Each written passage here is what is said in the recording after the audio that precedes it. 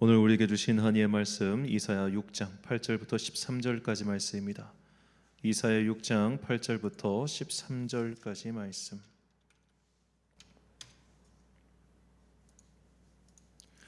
이제 봉독하겠습니다.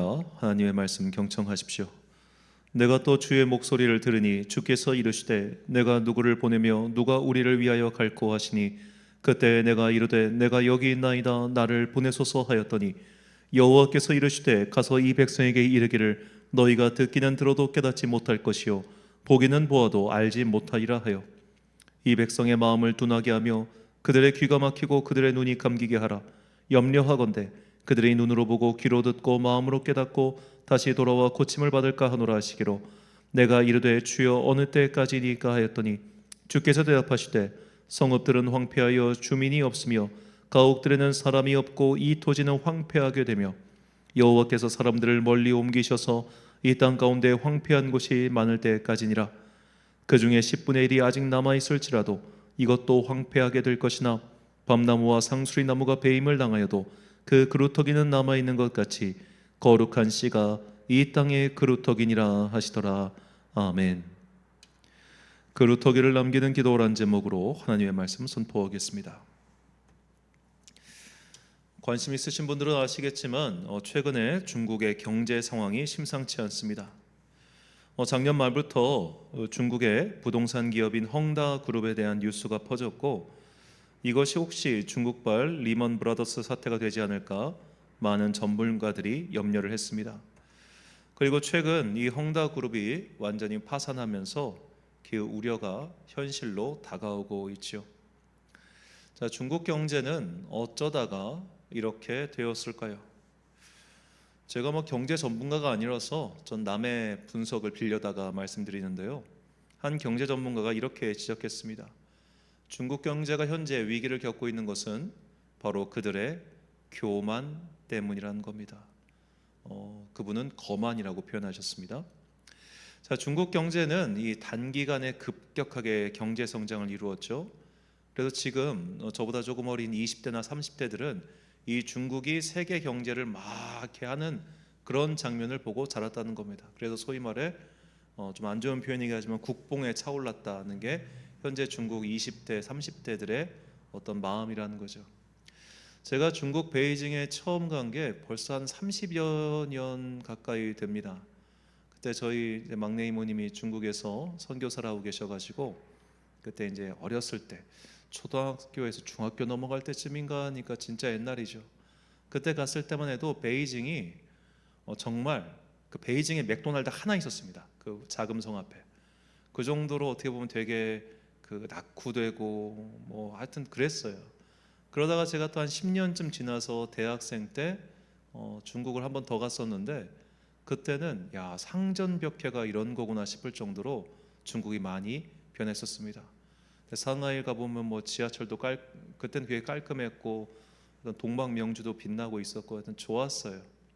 자, 그렇게 단기간 동안 그러니까 20세기 말부터 20세기 초반까지 중국 경제가 이만큼 올라갔단 말이에요. 그러면서 이제 그들은 현재 상황에서 만족하지 않고 그 다음을 바라봤습니다.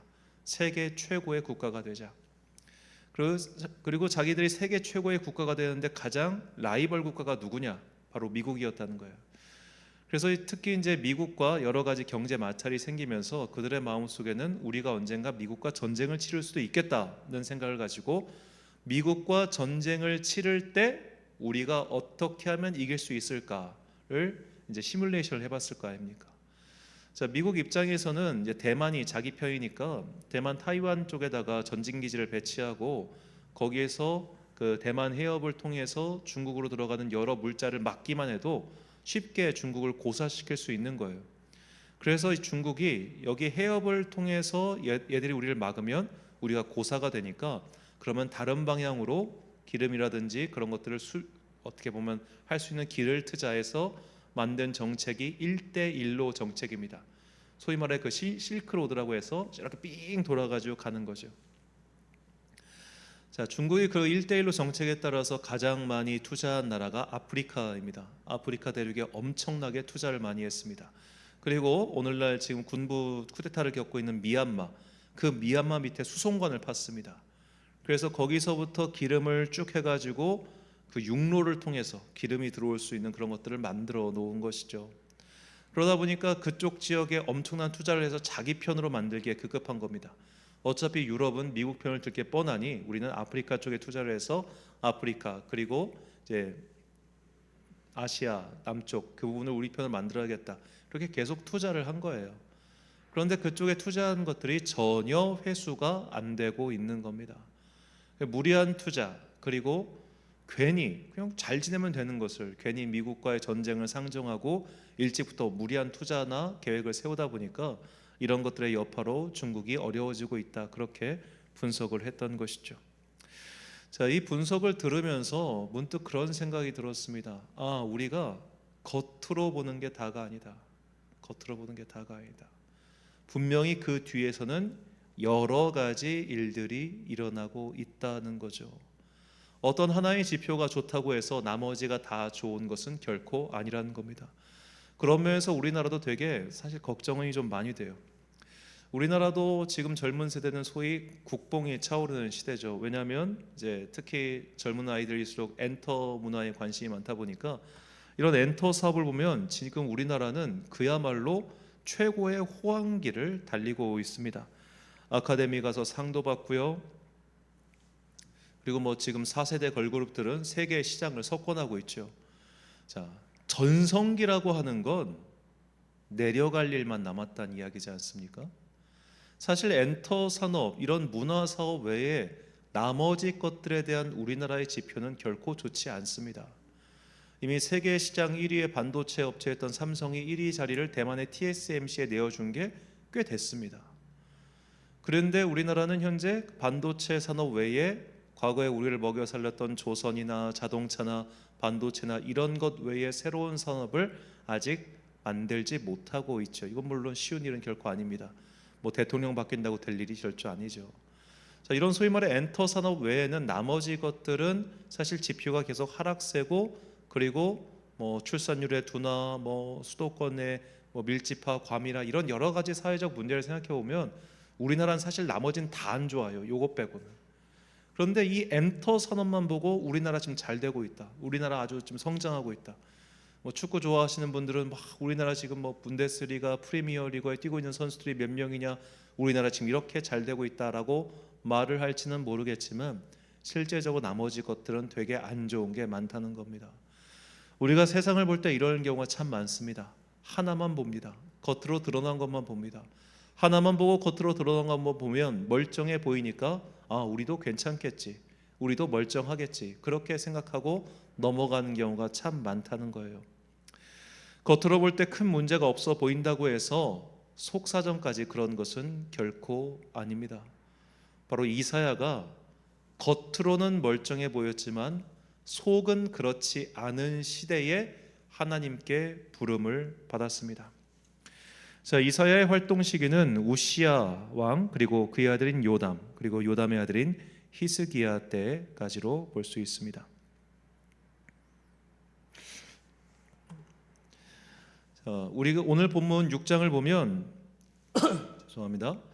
1장에 우시야 왕이 죽던 해에 하나님께서 이사야를 부르셨다는 말씀이 분명히 나오죠. 자, 우시야 왕은 어떤 왕이었는가? 그가 16살 때 왕위에 올랐는데 무려 52년 동안이나 유다 왕국을 다스렸습니다. 그리고 우시야는 하나님의 뜻에 따라 하나님의 정책을 수행하며 소위 말해 개혁을 일으키는 그런 꽤 괜찮은 군주였어요. 자, 그가 아무리 못난 군주라도 나라를 50년 동안이나 다스렸다는 건 아무리 무능한 자가 왕위에 올라도 50년 동안 그 일을 하면 유능해집니다. 그가 정말 무능하고 못 견뎠다면 백성들이 그를 끌어내렸겠죠. 그리고 사람들은 50년이라는 세월, 50년이면 사실 한 세대 아닙니까? 한 세대 동안 그가 통치하면은 거기에 통치에 익숙해져요. 그리고 우시야 왕의 통치의 결과는 꽤나 괜찮았습니다. 우리로 치면 요즘식으로 말하면 경제 지표가 나름 순항했던 거예요. 자, 정세가 안정화되고 경제 지표가 잘 돌아갔습니다. 백성들도 크게 삶에 불만이 없는 좋은 상태였습니다. 자, 이런 걸 보면 이사야가 굉장히 좋은 시대에 부르심을 받은 선지자였구나라고 생각할 수 있지만 실상은 달랐다는 거예요. 나라가 점점 잘 되자 우시야 왕은 말년에 교만해집니다. 그래서 제사장이 드리는 그 예배를 자기가 직접 하겠다고 나섰다가 하나님께 벌을 받아서 나병, 한센시 병에 걸리고 말지요. 그래서 그의 아들인 요담에게 일종의 대리를 맡기고 그는 말년에 쓸쓸하게 갇혀 있다가 죽습니다. 그리고 이제 요담이 바로 뒤를 이어 왕위에 올랐죠. 그런데 요담이 왕위에 올랐을 때 백성의 상태, 즉 요담이 왕위에 올랐다는 건 그때부터 이사야가 활동했다는 건데 그때 백성들의 속 상태가 어땠는가? 역대하 27장 2절 말씀. 요담이 그의 아버지 우시아의 모든 행위대로 여호와 보시기에 정직하게 행하였으나 여호와의 성전에는 들어가지 아니하였고 백성은 여전히 부패하였더라. 자, 우시아 왕이 오랜 기간 동안 잘 다스렸습니다. 경제 지표도 좋았습니다. 그의 아들 요담 또한 그의 아버지의 길을 따라서 나라를 잘 다스렸습니다. 모든 게 다 좋아 보였습니다. 겉으로는 아무런 문제가 없어 보였습니다. 그런데 성경은 백성들은 부패하였다라고 분명히 말하고 있는 겁니다. 자, 여기서 이 부패하다라고 하는 히브리어는 샤바트인데 이 단어가 처음 나온 게 바로 창세기의 홍수 심판입니다. 그리고 두 번째 나온 게 소돔과 고모라예요. 그리고 세 번째 사건으로서 등장한 것이 시내산 앞에서 황금 송아지를 숭배한 그 사건 때입니다. 그리고 네 번째가 바로 이 요담 때, 즉 우시아 왕이 죽고 나서도 백성들이 이런 상태였다는 거예요. 겉은 멀쩡해 보이지만 그 속은 홍수 심판을 받을 만큼, 소돔과 고모라가 멸망당할 만큼 하나님께서 그 시내산 앞에서 하나님의 임재 아닙니까? 그 거룩한 앞에서 송아지 앞에서 춤추고 있던 그들을 가리켜 저들이 부패하였다라고 말할 때 그만큼 지금 백성들이 타락해 있다는 겁니다. 여기 다음으로는 이 단어가 등장하지 않습니다. 그러니까 이사야는 겉으로 볼 땐 되게 좋은 시대에 부름받은 것 같았지만 속은 완전히 썩어버린 시대에 하나님께 부름받은 선지자였다는 겁니다. 자, 그래서 하나님께서 오늘 본문에서 그에게 말씀하시는 거죠. 이 백성이 듣고 회개하지 못하게 하라. 완전히 썩었으니까. 그럼 주님, 저들은 어떻게 됩니까? 나중에 저들이 벌을 받고 포로가 된 후에 돌아올 거야. 너는 그 돌아오는 때를 대비해서 그루터기를 남기는 마음으로 사역을 해라 라고 그의 사역의 목적을 부르신 거예요. 이건 굉장히 중요합니다. 왜냐하면 그 뒤에 히스기야도 등장하지요, 요시야도 등장하지요 하는데 이미 하나님께서는 이때가 720년입니다. 720년부터 유다 왕국이 망할 때까지는 약 140년의 시간이 있어요. 그런데 이 앞으로의 140년도 뻔한 거예요. 이미 이만큼 썩었거든요. 건물은 멀쩡해 보이고 사람은 허대가 떡대 보이지만 이미 130년 전에 완전히 썩어버린 그때에 이사야를 부르셔가지고 너는 앞으로 먼 훗날 사실은 200년 후를 위해서 씨앗을 뿌려라 라고 하신 거예요. 720년에 사역했고 나중에 이 사람들이 포로로 돌아온 게 530년 되니까 200년은 아닙니까? 너는 200년 후를 바라보고 지금 그 땅에 씨앗을 심어라 라고 하신 겁니까? 얼마나 황당합니까? 오늘 우리한테 마냥 하나님께서 너는 23세기를 바라보며 생명의 말씀을 심어라라고 하면은 어떻게 받아들이실 거예요? 오늘도 어느 분 설교가 딱 떴는데 보니까 지금 이제 종말이 가까웠다 뭐 이렇게 말씀하시던데 200년 후를 바라보고 사역할 수 있겠습니까? 2년 후를 바라보기도 어려운 형편인데 이사야를 그때 부르셨다는 겁니다. 완전히 썩어버린 그때. 이것은 오늘날 우리의 믿음의 상태와도 비슷해 보입니다.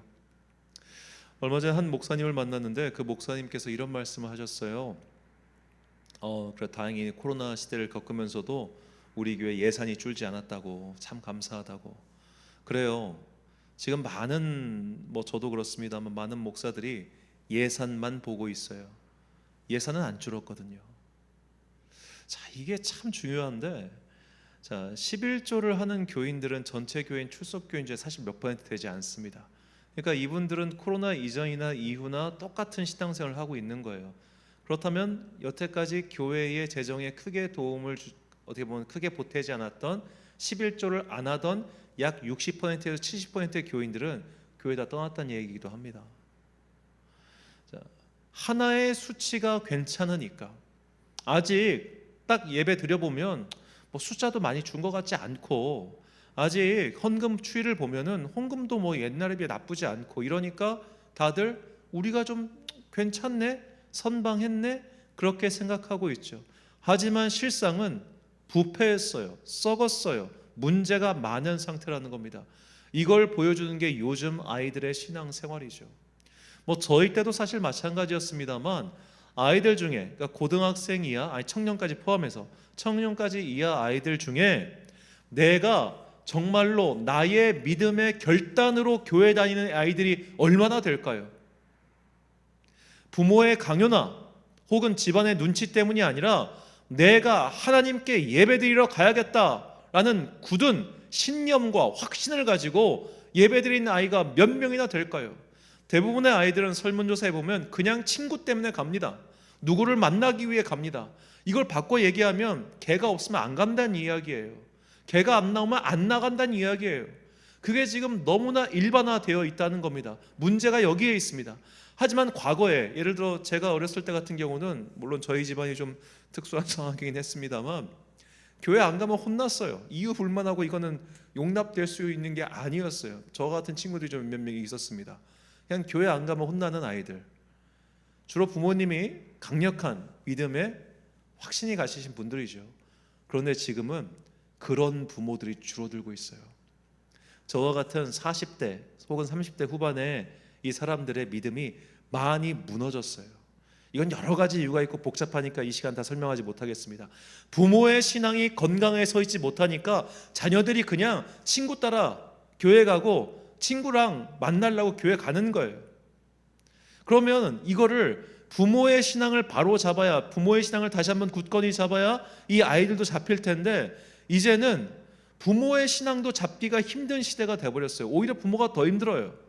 그러면 이제 우리는 눈을 달리 해야 됩니다. 아이들을 바라봐야 돼요. 과거에 우리나라 선교사들이 처음 한국에 들어왔을 때 그 집안에 아무나 전도하지 않았습니까? 그래서 그 아무나가 그 집안을 변화시켰던 것처럼 이제는 아이들이 변해서 그 아이들이 부모의 손을 잡고 주님 곁으로 나오게 할 그런 아이들을 이제는 만들어야 되는 시대가 됐다는 거예요. 그저 교회 나오니까 문제 없겠지. 아니요. 교회 나와서 예배를 드리고 있지만 지금 저 사람은 생명이 뭔지 구원이 뭔지 하나님의 성령의 임재가 무엇인지 전혀 모르는 상태에서 예배 드리는 사람들이 너무 많아졌어요. 이제는 과거와 같은 열정은 다 사라지고 다들 신앙의 회의론자들이 되보고 말았습니다. 교회에 대한 수많은 사회의 질타 속에 그리고 가끔씩 나타나는 이상한 목사들의 그런 행동 때문에 다들 마음이 사실은 닫혀 있어요. 그래도 지금까지 내가 혼 매너가 있고 교양이 있다 보니까 아무 소리 안 하고 앉아있을 뿐이지 앉아있지만 속은 다들 멍들어 있다고요. 병들어 있다고요. 아픈 상태란 말이에요. 다들 불을 원해요. 뜨겁기를 원해요. 근데 다 냉랭하게 식어버린 상태예요. 제가 아까 설교 시작하기 전에 그 마가의 다락방 임진영 목사님 말씀도 드렸습니다만 실제로 제가 아는 분들 중에도 이 서울에서 인천까지 그 뜨거운 예배를 사모해서 다니던 분이 계셨어요. 그런데 그분이 이제 나이가 한 90 가까이 되시면서 자녀도 함께 나이가 많이 드시고 하니까 지쳐가지고 못 가세요. 그래서 동네에 있는 가까운 교회를 다니시다가 저와 알게 됐어요. 그런데 동네에 있는 그 가까운 교회는 예배에 불이 없는 거예요. 그 불이 없으니까 너무너무 힘들어요. 그런데 그 임진영 목사님 그 얘기 하시더라고요. 어딜 가나 그런 교회 천지라는 거예요. 어딜 가나 그런 교회 천지. 안자는 있지만 교회는 돌아가고 있지만 분명히 헌금을 드리는 사람도 있고 운영은 되고 있지만 불이 다 꺼져버린 교회들이 너무 많더라. 그 말이 무엇입니까? 각 사람의 심령 가운데 역사하시는 성령님의 능력이 이제는 안 나타나고 있다는 거예요. 왜? 구하지 않으니까, 바라지 않으니까. 그냥 와서 친구 만나면 그만이고, 그냥 와서 예배드리다 가면 그만이고, 그냥 예배 시간에 딴 생각하든 뭘 하든 그냥 앉아만 있으면 되니까 거기인 상태가 너무 많아졌다. 그래서 이 청소년 비전 캠프 위에 성령님의 임재가 필요한 겁니다. 아이들이 하나님을 만나게끔 하기 위해서, 아이들이 하나님을 만나고 변화된 그리스도의 사람, 그래서 정말로 믿음의 그루터기 같은 그 한 사람이 세워지길 바라는 마음으로 이 캠프를 준비하고 또 기획한 겁니다. 어떻게 해야 이사야와 같은 하나님의 한 사람, 예레미야와 같은 하나님의 한 사람, 멀쩡하지 않은 시대에 멀쩡하게 살아갈 수 있는, 부패한 시대에 부패하지 않고 살아갈 수 있는 그런 사람을 키울 수 있을까요? 본문 5절과 7절이 이렇게 이야기합니다. 그때 내가 말하되 화로다 나여 망하게 되었도다. 나는 입술이 부정한 사람이요 나는 입술이 부정한 백성 중에 거주하면서 만군의 여호와이신 왕을 배웠음이로다 하였더라. 그것을 내 입술에 대며 이르되 보라 이것이 내 입에 닿았으니 내 악이 제하여졌고 내 죄가 사하여졌느니라. 아멘. 자, 이사야가 고백하죠. 나는 입술이 부정한 백성 중에 거주하였다. 자, 나도 입술이 부정한 사람이지만 입술이 부정한 백성 중에 거주한 것도 같은 죄라는 거예요. 우리가 이 죄라고 하는 이 어떻게 보면 실태에 대해서 굉장히 거부감을 느끼기 쉬워요. 뭐 저도 그렇습니다. 그런데 이 죄에 가득한 세상에 살고 있다는 것, 속해 있다는 것 자체가 이미 죄의 때가 덕지덕지 묻은 거고, 한마디로 말하자면 지금 너무나 더러운 옷을 입고 하나님 앞에 나가려고 하니까 부끄럽다는 거예요. 이 세상에 어떤 복식을 갖춰 입어도 하나님 앞에 나가자니 부끄러워요. 그런 상태를 지금 이사야가 말하고 있는 겁니다. 그러니까 천사가 그 입술에 제단에 숯불을 대서 네가 정하여졌다라고 말하죠. 성령의 불이 임해서 성령님의 그 불꽃이 아이들과 또 우리들과 그 마음속에 있는 더러운 죄악들을 제거해 달라고, 그래서 더 이상 누군가를 만나기 위해 하나님께 나오는 것이 아니라 살아있는 예배를 드리기 위해서, 나를 구원하신 아버지 하나님께, 그분께 찬양을 드리기 위해서, 그리고 예배가 정말로 나의 삶에 가장 중요한 것이며 하나님과 동행하는 삶이 얼마나 기쁘고 감사한 것에 대한 살아있는 체험을 하기 위해서, 아이들을 변화시키기 위해서 비록 어렵지만 다시 한번 캠프를 준비하고 시작하는 겁니다. 제가 전도사를 처음 했을 때 설교 때 자주 말씀드렸는데, 전도사를 처음 한 첫 여름 캠프 때 제 바로 눈앞에서 교회학교 선생님이 미끄러져 가지고 여기 머리가 찢어지셨어요. 저한테는 그게 굉장히 큰 충격적인 사건이었습니다. 캠프는 위험한 거구나. 그래서 항상 캠프를 할 때마다 하나님, 이 캠프에서 누가 크게 다치면 저는 앞으로 이 일 못합니다. 안전하게 해주시옵소서. 실제로 제가 캠프를 하면서 제가 직접 겪은 안전사고도 2건입니다. 그 건에 해당한 교인들은 교회 나가셨습니다. 엄청나게 시험 듭니다. 진짜 엄청나게 시험 들어요. 죽은 사망 사건은 사망 사건 나면 교회 문 닫는 것도 실제로 일어납니다. 그러다 보니까 대부분의 담임 목사님들은 교회 캠프 싫어해요. 대부분의 담임 목사님들은 그런 리스크가 발생할 수 있는 여름 캠프, 아동부 사역, 청소년 사역 이런 거 싫어합니다. 해야 하니까 하는 거예요. 그런 리스크에도 불구하고 이거는 어쩔 수 없이 해야 하니까 하는 거지만 될 수 있으면 안 하면 좋겠는 게 우리의 솔직한 마음이라고요. 왜냐하면 위험하니까. 위험해요. 그런데 그럼에도 불구하고 해야 하니까 하는 거예요. 이거 좋아서 하고 싶어서 이거 하니까 뭔가 놀라운 일들이 일어나서 이래서 하는 건 아닙니다. 하나님께서 하라고 하시니까 하는 거예요. 해야만 하니까 하는 거예요. 어떻게든 얘들을 잠시 동안 이 세상과 떼어놓고 집중적으로 기도하게 만들고 집중적으로 성령님을 체험하게 만드는 그런 세상과의 단절된 시간이 필요하기 때문에 그렇게 하는 겁니다. 이렇게 안 하면 매주 그냥 30분에서 40분짜리 밋밋하게 앉아있다가 집에 돌아가 버리니까 아무런 변화도 일어나지 않으니까, 예배의 뜨거움도 체험하지 못하니까, 기도의 능력도 모르니까 어쩔 수 없이 이렇게 모여서 하는 거예요. 돈 들이고 시간 들이고 노력 들이고 마음 쓰고, 이게 보통 어려운 일이 아닙니다. 그냥 우리 교회 애들 데리고 와서 우리 교회끼리 하는 게 아니잖아요. 작은 교회들이 힘을 얻고 믿음의 다음 세대가 거듭나서 일어나고, 그리고 하나님을 사랑하며 다음을 꿈꿀 수 있는 그 믿음의 그루터기를 키우기 위해서 지금 이렇게 어렵지만 최선을 다하고 있는 겁니다. 이 사역에 동참해 주십시오. 기도로 동참해 주십시오. 정말 기도해야 됩니다. 안전해야 됩니다. 그러나 성령님의 임재가 충분히 있어야 됩니다. 이 두 가지의 모순적인 상황을 한 번에 이루어야 되는 거예요. 안전할 거면 집 안에만 있으면 되지. 집에 있는 게 가장 안전하죠. 그런데 왜 불러다가 애들 불러놓으면요 시끄럽고 피곤하고 정말 상상하지 못한 일들이 정말 많이 일어납니다. 그런 리스크를 왜 감내해야 됩니까? 왜 감내해야 돼? 그때 보고 말 애들한테 하나님의 일을 위해서, 그루터기를 남기기 위해서. 그것이 이 캠프의 목적이고 또한 우리가 앞으로 계속해서 품어야 할 삶의 이유이기도 합니다. 우리는 다들 살아있는 예배를 드리길 원하죠. 뜨겁기를 원하죠. 그런데 여러 가지 이유와 상황 때문에 그런 것들을 못하고 살 때가 참 많잖아요. 그래서 모여서 함께 기도하는 겁니다. 자, 혼자서 기도하면 좋을 것 같죠? 아니에요. 혼자서 기도하면 금방 게을러지는 게 사람입니다. 그래서 하나님께서 두세 사람이 나의 이름으로 모인 곳에 내가 너희와 함께 있다고 하신 거예요. 함께 모여야 힘을 얻어요. 함께 모여야 끝까지 기도할 수 있어요. 혼자서 기도하면 30분을 못 넘기지만 함께 기도하면 3시간도 기도할 수 있어요. 이게 함께 모이는 힘이에요.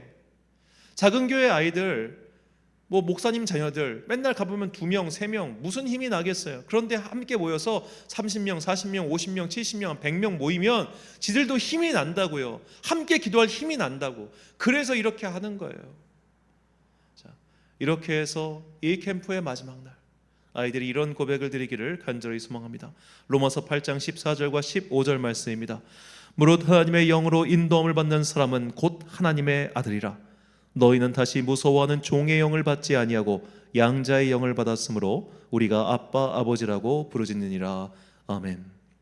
사랑하는 천안광성교회 성도 여러분, 그리고 이 기도에 함께 참여하고 계신 귀한 주님의 자녀 여러분, 아이들이든 성인이든 우리의 영적 상태를 멀쩡하다고 착각하지 마십시오. 우리는 어쩌면 바벨론의 포로로 끌려가기 직전에 유다 민족과 같은 상태일 수 있습니다. 괜찮아 보인다고, 예배 잘 드리고 있다고, 나 교회에서 직분자라고, 그것으로 내 상태가, 내 영적 상태가 멀쩡할 거라 착각하지 마십시오. 다시 한번 성령으로 거듭난 세대, 이사야와 같이 부르심을 받은 자들이 일어나지 않는 한 우리에게 미래의 희망은 없습니다. 저는 한국교회가 과거와 같은 성세를 회복하기를 바라지 않습니다. 과거와 같이 위세 등등한 한국교회를 바란 적도 없고 꿈꾸지도 않습니다. 그저 그루터기를 남기기 원할 뿐입니다. 그 그루터기가 자라서 아름다운 나무가 되고 그 나무에서 성령의 열매가 맺혀 하나님 나라가 확장되기를 바라는 것, 이것이 우리 교회의 꿈입니다. 그 믿음의 소망을 가지고 함께 기도해 주십시오. 2월 29일부터 3월 2일까지 모든 순서가 안전하고 또 성령님의 충만한 임재가 있기를 기도해 주십시오. 캠프를 준비한 동안 항상 이 찬양을 가슴에 품고 있습니다. 이 찬양이 우리 캠프의 주제가 되길 소망하며 말씀 앞에서 경외함으로 함께 찬양 부르신 후에 기도하겠습니다.